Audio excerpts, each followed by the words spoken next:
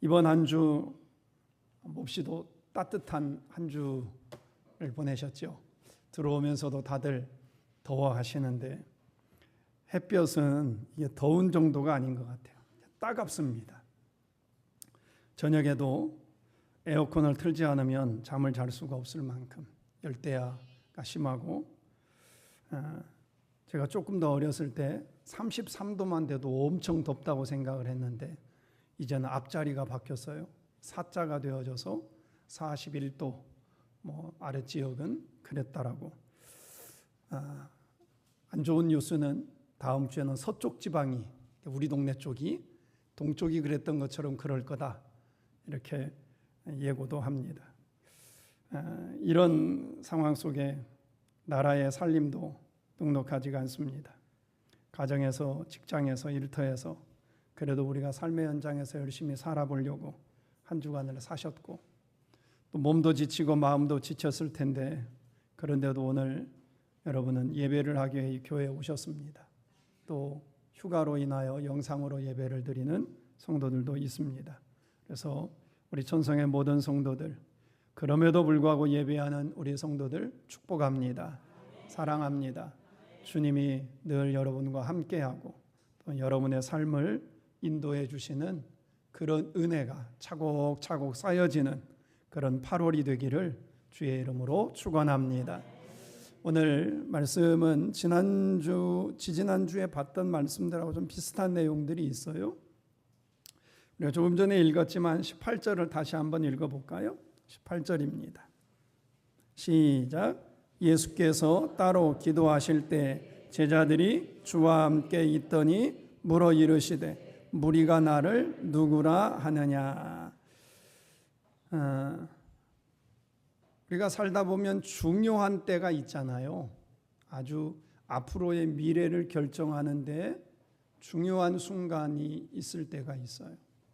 그때에 여러분은 어떻게 하시나요? 운동선수들에게는 루틴, 즉 징크스와 같은 게 있다라는 거예요. 어느 날 수염을 깎지 않고 경기를 나갔는데 이겼다는 거예요. 그러면 그 다음날 경기도 수염을 안 깎고 나가는 거예요. 우리가 잘 아는 이승엽이라는 선수는 왼손잡이입니다.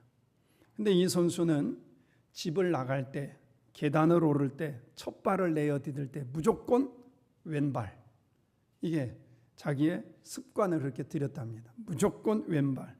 혹시라도 오늘 늘 왼발로 하다가 오늘 오른발을 해서 경기에 질까 봐, 흐름이 나빠질까 봐 늘 그렇게 애를 썼다는 거예요. 그리고 선수들 가운데는 어제 입었던 속옷 입었는데 승리했다. 옷 안 갈아입는데. 근데 이게 중요한 일이라고 하면 더 그렇다는 거예요. 누가복음을 기록한 이 누가라는 사람은 예수님을 기록하는데 눈여겨본 게 있어요. 이 누가가. 그게 뭐냐면 예수님의 행적 가운데 중요하다라고 여겨지는 사건들, 그 몇 가지가 있는 거예요.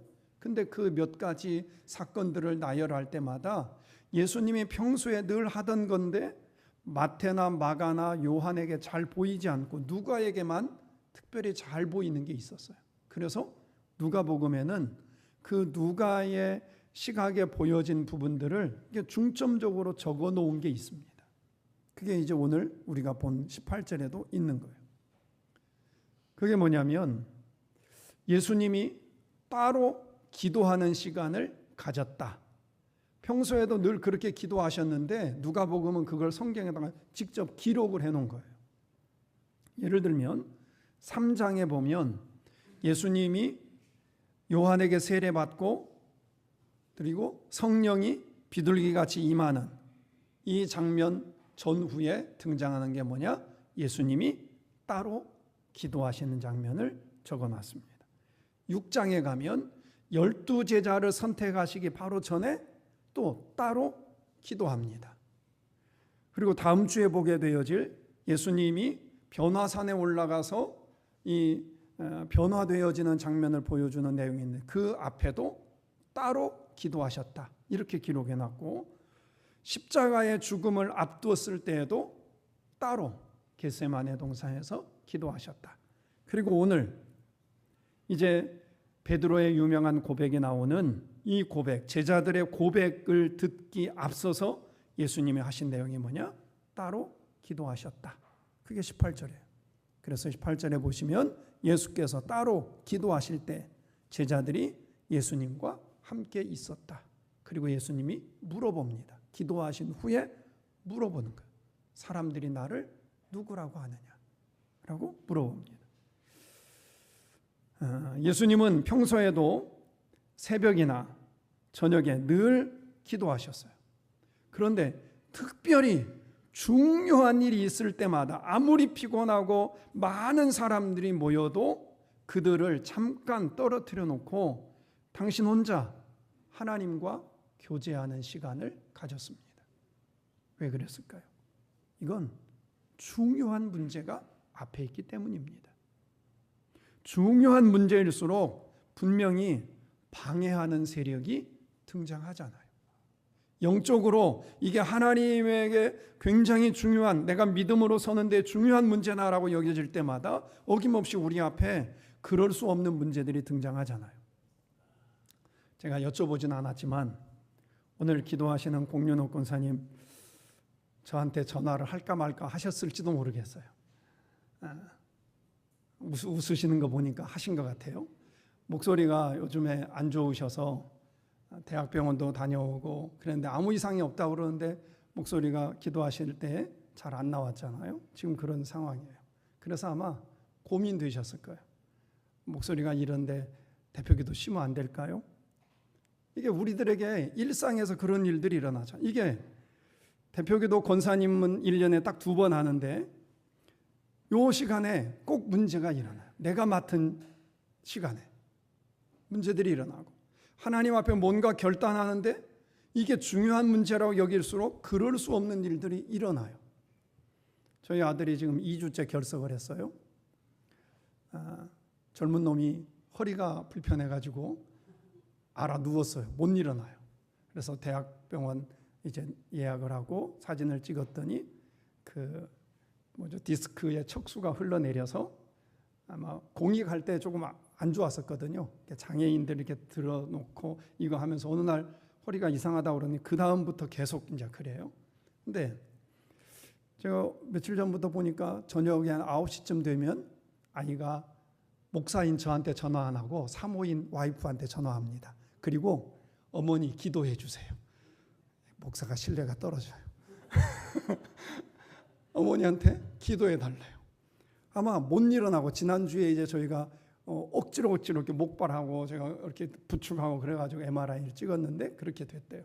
그러니까 본인도 엄청 힘든 거예요. 땀을 삐질삐질 흘리면서 병원을 갔어요.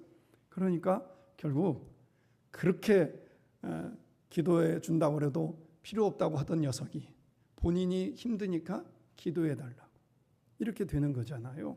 성도 여러분, 우리가 심적으로 건강적으로나 가정이나 자녀들 가운데 중요한 일이 있을 때 우리는 뭘 해야 할까요? 평소에도 기도해야 하지만 그때일수록 이게 중요한 고비니까 더 기도해야 하는 거예요.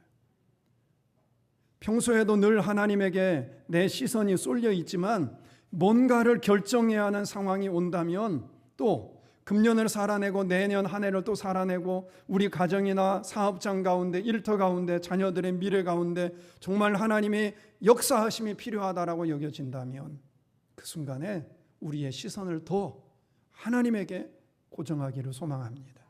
그게 예수님이 우리에게 보여주신 거잖아요.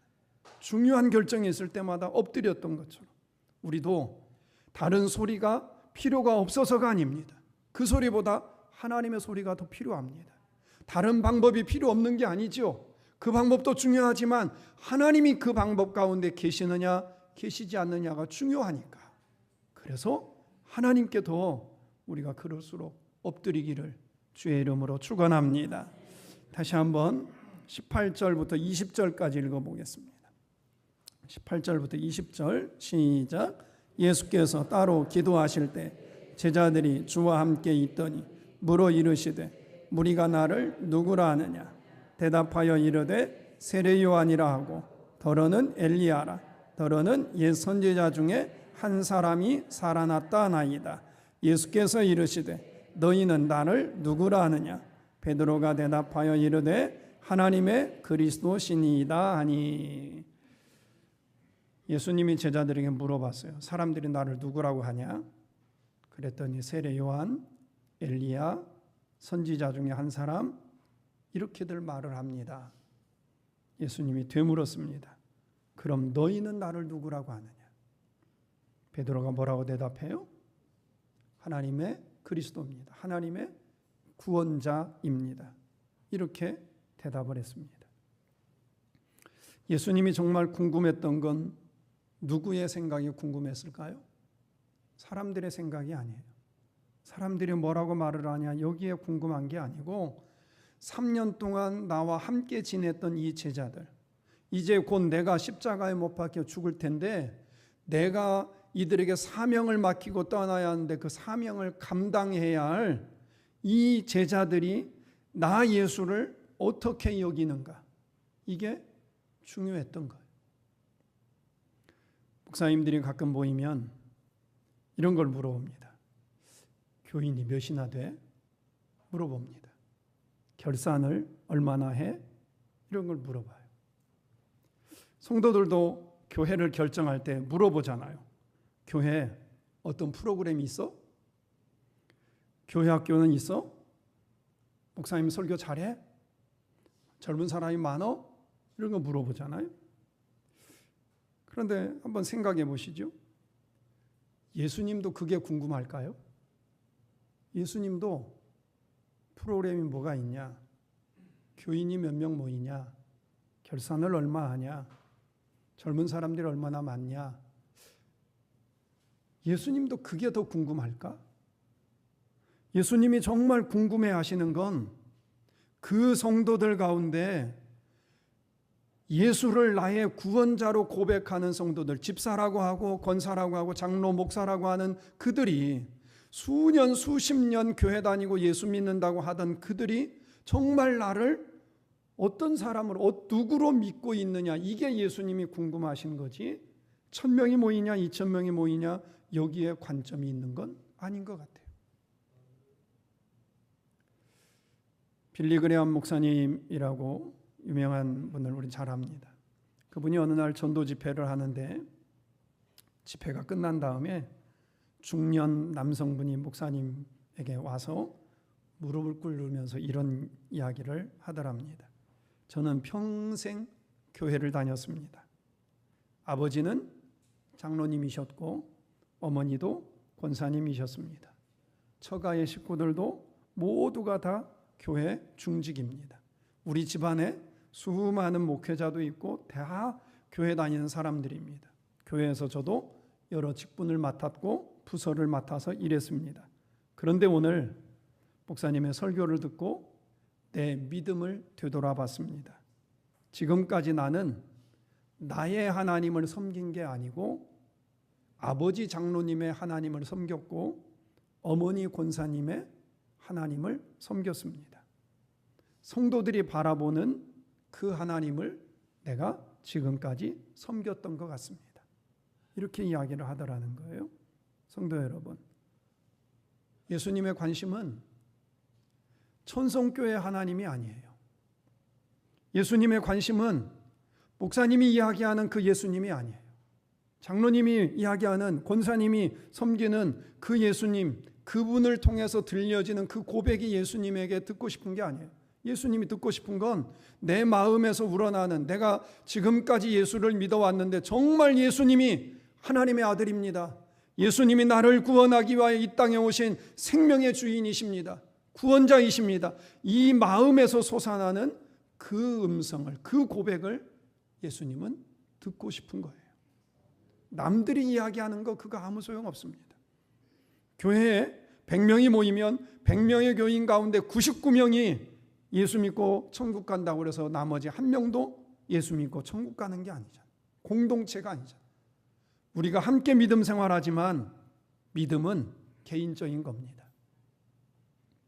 성도 여러분, 예수님이 제자들에게 물어봤던 것처럼 오늘 우리에게 예수님이 물으신다면 여러분은 뭐라고 대답하시겠습니까? 오늘 예배에 참석한 우리들이 이렇게 고백했으면 좋겠습니다. 내가 믿는 예수님은 하나님의 아들이십니다. 예수님은 내 죄를 씻기 위하여 이 땅에 오신 나의 구원자이십니다. 이렇게 우리가 고백해야죠. 이 고백을 예수님이 듣고 싶은 겁니다. 목사님이 이야기하는 예수님이니까 동네 사람들이 이야기하는 세례 요한이 살아났다, 엘리야다, 이걸 듣고 싶은 게 아닌 것처럼 오늘 내 마음에서 정말 예수가 믿어지고 그분이 아니면 나의 삶이 헛되다라는 그런 고백이 우리에게 일어날 수 있기를 주의 이름으로 축원합니다. 21절 22절입니다.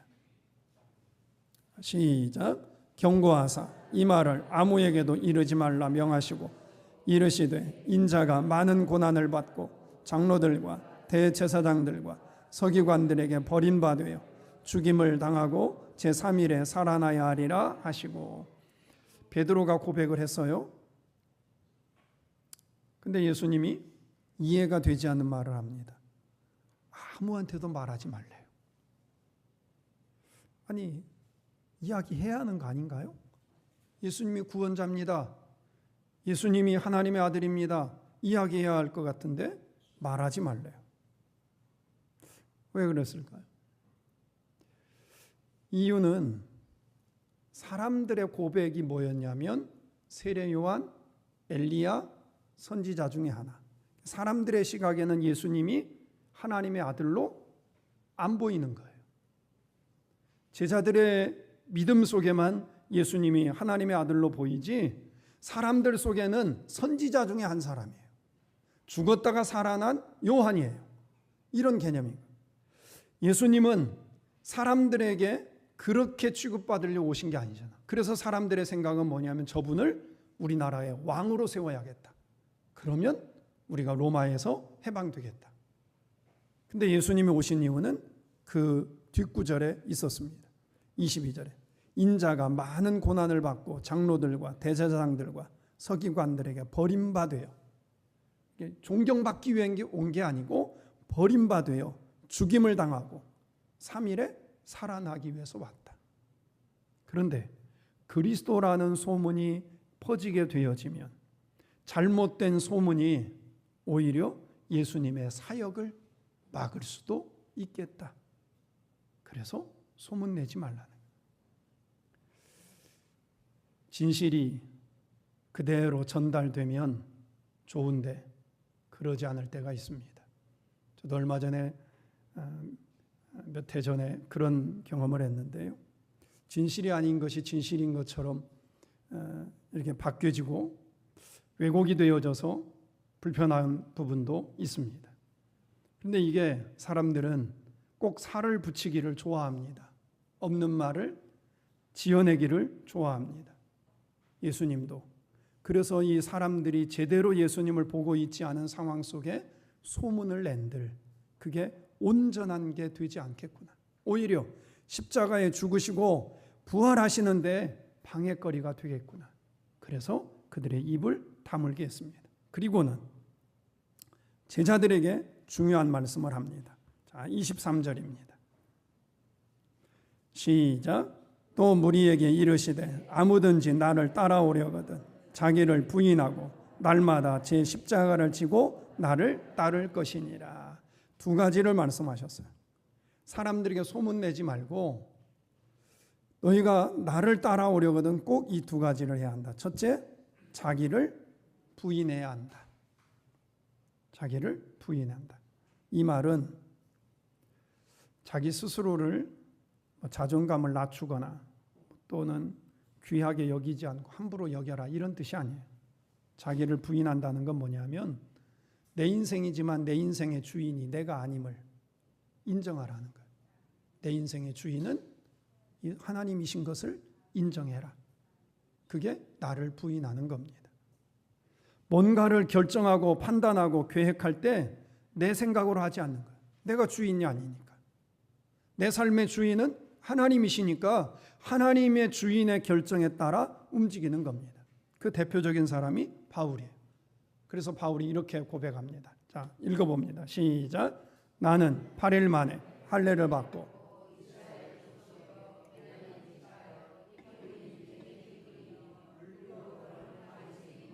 열심으로는 교회를 박해하고 율법의 의로는 흠이 없는 자라.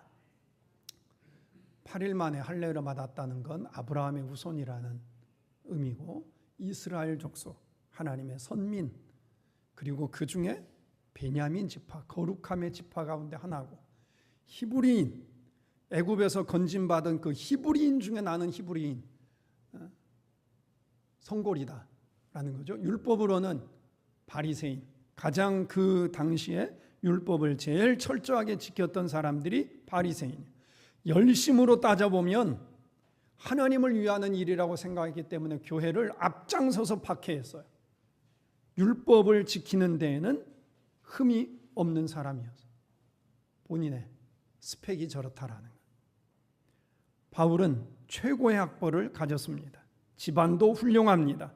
종교적으로도 가장 열심 있는 사람 중에 하나였습니다. 어느 것 하나도 빠지는 게 없었습니다. 더군다나 바울은 로마의 시민권도 가지고 있었습니다. 당시의 사람들이 갖고 싶은 걸 다 가졌어요. 그런데 그 다음 구절에 이렇게 안 적었네요. 제가 읽어보겠습니다. 그러나 무엇이든지 내게 유익하던 것을 내가 그리스도를 위하여 다 해로 여긴다. 저렇게 내가 히브리인 중에 히브리인이고 바리새인이고 율법에서 뒤처지지 않는 사람이지만 예수님을 위해서라면 이 모든 것 다 배설물로 여기겠다. 주님을 위해서라면 다 내려놓을 각오가 되어져 있다라는 거예요. 아무리 훌륭한 가문이고 열심히 있는 신앙이고 높은 학문을 가졌다고 할지라도 예수님이 원하지 않는다면 나는 그것 내려놓겠다. 그리고 실제로 그렇게 삽니다. 예수님이 원치 않는 일이라면 조금도 미련 없이 내려놓고 포기합니다. 왜냐하면 내 인생의 주인이 내가 아니라 예수님이니까. 주인이 내려놓으라 하니까 내려놓는 거고, 원하지 않는 거지만 주인이 원하니까 로마로 가서 감옥에 들어가고, 그곳에 가서 복음을 전해야 한다니까 감옥 들어가는 걸 거부하지 않아요. 왜냐하면 주인이 원하시니까. 나를 부인한다, 그 말이 뭐냐? 예수가 나의 구원자라고 고백한다면, 나를 부인하고 그분이 나의 주인임을 인정한다면 그분이 이끄시는 대로 순종하는 것, 그게 바로 자기를 부인하는 겁니다. 성도 여러분, 여쭤보겠습니다. 정말 예수님이 내 죄를 사하기 위하여 이 땅에 오신 구원자임을 여러분은 믿으십니까? 예수님 때문에 내가 지옥 갈 사람이었는데 예수님 때문에 내가 천국 가게 된 것을 믿으십니까?